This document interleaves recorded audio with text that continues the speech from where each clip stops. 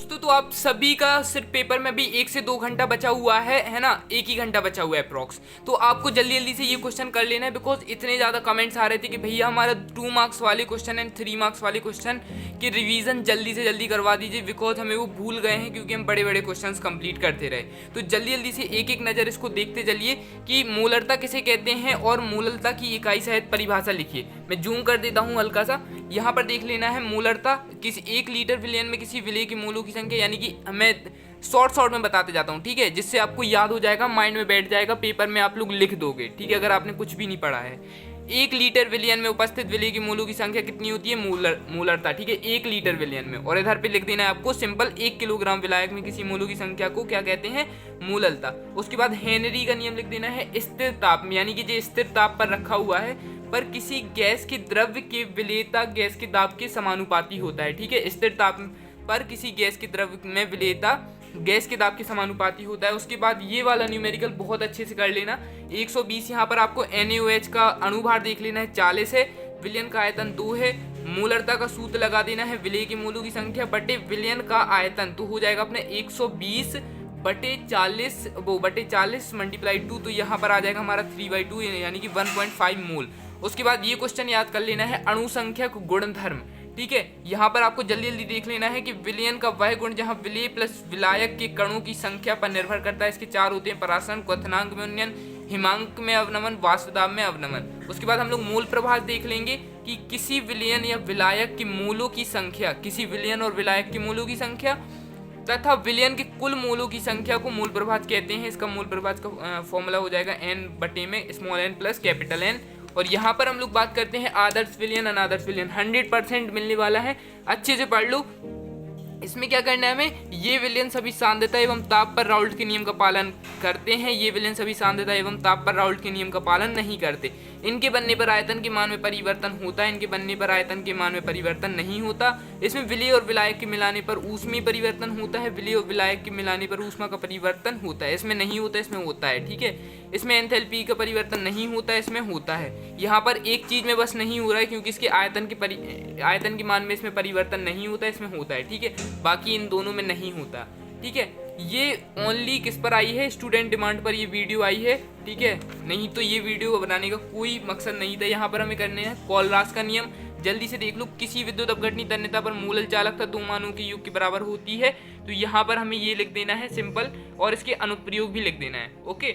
यहाँ पर next question, ताप वृद्धि पर गैसों की द्रवों में विलेयता में हमेशा कमी आने पर प्रवृत्ति क्यों होती है, तो यहाँ पर हम लोग कर लेंगे, ताप बढ़ाने पर गैसों के द्रव्य में विलेयता में हमेशा कमी आने पर प्रवृत्ति के कारण गैसों के द्रव्य ऊष्माक्षेपी प्रक्रम होते हैं, ठीक है, यहाँ पर हमें इजी लिख देना है ये।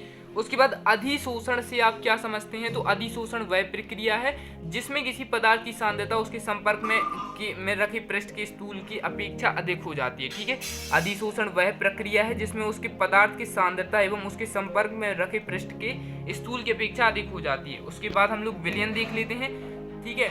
विलेय या विलायक में घुलनशील के आधार पर विलयन 3 भागों में होते हैं, संतृप्त, असंतृप्त, संतृप्त, और उसके बाद अतिसंतृप्त, और 2 और होते हैं सांद्र और तनु, ठीक है। ये 2 भी आपको याद कर लेना है, ये 2 सांद्र और तनु, यहाँ पर आप लोग देख सकते हो, ये 2 सांद्र और तनु विलयन। उसके बाद आप लोगों को यहाँ देख लें हेनरी का नियम, ठीक है, हेनरी का नियम पूरा देख लेना है यहाँ पर। उसके बाद समपराश्रयी विलयन ये देख लेना है, विलयन किसे कहते हैं ये भी देख लेना है, 2 या 2 से अधिक समांगी मिश्रण को विलयन कहते हैं। ये करके गए तो आपका 40+ तो मार्क्स आ ही जाएंगे।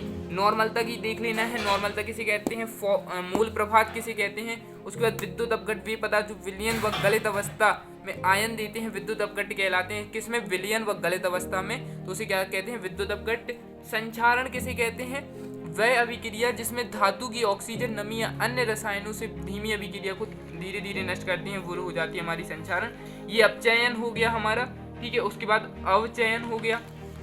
यहाँ पर विशिष्ट चालकता की परिभाषा देख लेनी है आपको, जल्दी से याद करते चलो। और यहाँ पर अभिक्रिया की अर्ध आयुकाल किसे कहते हैं, ठीक है, जिस अभिक्रिया में अभिकारकों के आधे मोलों के उत्पाद को बदलने में लगा समय उस अभिक्रिया का अर्ध आयुकाल कहलाता है, ओके। जैसे पौधों के प्रकाश संश्लेषण अभी बहुत तेजी से होता है। जैसे यहाँ पर अभी शून्य कोटि अभिक्रिया देख लेंगे, उसके बाद हमारा ओम का नियम, उसके बाद मानक ये इलेक्ट्रोड विभव किसे कहते हैं। यहाँ पर हम लोग फिर देख लेते हैं द्विक लवण, लिगेंड किसे कहते हैं, उपसह संयोजी संख्या, कीलेट निकाय, ये सभी आप सभी ने याद कर लिए होंगे, ठीक है। और उसके बाद यहाँ पर हमारा हेलो एल्केन हेलो एरीन से अधिक क्रियाशील होता है, 6 वाला क्वेश्चन देख लेना है। लूकास अभिकर्मक क्या है, परिशुद्ध एल्कोहल क्या है, संपराश्री अर्ध पारगम झिल्ली, ओके। इसके बाद हम लोग ये देख लेते हैं, ये 3 मार्क्स में क्वेश्चन आ जाते हैं। और उसके बाद ये हमारा नर्नस्ट समीकरण आ जाता है, ओके। यहाँ पर आप लोगों को पूरा देख लेना है ये। एंड इसके बाद यहाँ पर नर्नस्ट समीकरण के उपयोग लिख देना है। फिर उसके बाद एल्कोहल और फिनॉल, बस गाइज आपका खत्म यहाँ पर। उसके बाद नॉर्मलता, फॉर्मलता और मोललता, ये कंप्लीट कर लिया। आपकी 30+ एवरेज मार्क्स तो आ ही जाएंगे, 40+ भी आ जाएंगे। अगर आपने पूरी वीडियोस देखी हैं तो आपका 60+ स्कोर जाने वाला है 100%। Okay guys, thank you so much for watching, best of luck to all.